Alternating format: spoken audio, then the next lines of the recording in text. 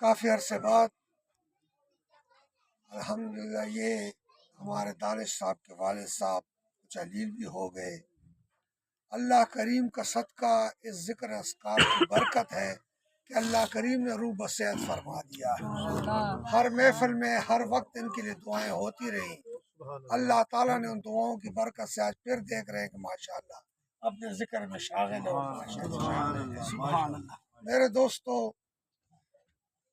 اللہ کریم قرآن مجید میں ارشاد فرماتا ہے کہ قد افلح من تزکا، کامیاب ہوا وہ شخص، بامراد ہوا وہ شخص جس نے اپنا تزکیہ نفس کی، وذکر اسم ربہ، اور پھر اپنے رب کے نام کو جپا، فصلی، اور پھر نماز پڑھی، پھر سجدہ کی۔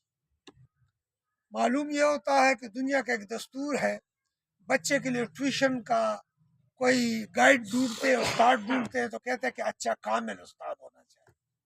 مکان بناتے ہیں، کوئی کاریگر ڈھونڈتے ہیں تو کامل ڈھونڈتے ہیں کہ اچھا استاد ہونا چاہیے۔ دنیا کا دستور ہے کہ کوئی بھی کام ہو تو اس میں کاملیت کو پسند کرتا ہے، یہ کامل ہونا چاہیے، اچھا ہونا چاہیے، کامیاب ہونا چاہیے۔ سرجن اپنے لیے ڈھونڈتا ہے تو کہتے ہیں اچھا ہونا چاہیے، پیر اپنے لیے ڈھونڈتا ہے تو کہتے ہیں کامل ہونا چاہیے۔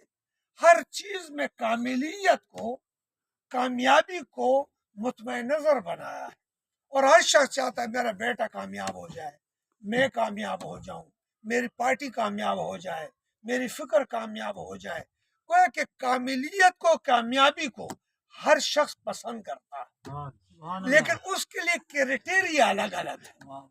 کوئی کہتا ہے میرا بیٹا کیڈٹ بن جائے گا تو کامیاب ہو جائے گا، کوئی کہتا ہے اگر ہماری جماعت سیاست میں پاس ہو گئی تو ہم کامیاب ہو جائیں گے، کوئی کہتا ہے اگر میرا بیٹا جو ہے نا CSS پاس کر لے تو کامیاب ہو جائے گا، کوئی کہتا ہے اگر کاروبار میں ہمارا کاروبار بڑھ گیا تو کامیاب۔ ہر بندے کا اپنا اپنا کرائٹیریا ہے کامیابی کے لیے، لیکن ہم رب سے پوچھتے ہیں کہ رب تو بتا کہ کامیاب کون شخص، بامراد کون شخص۔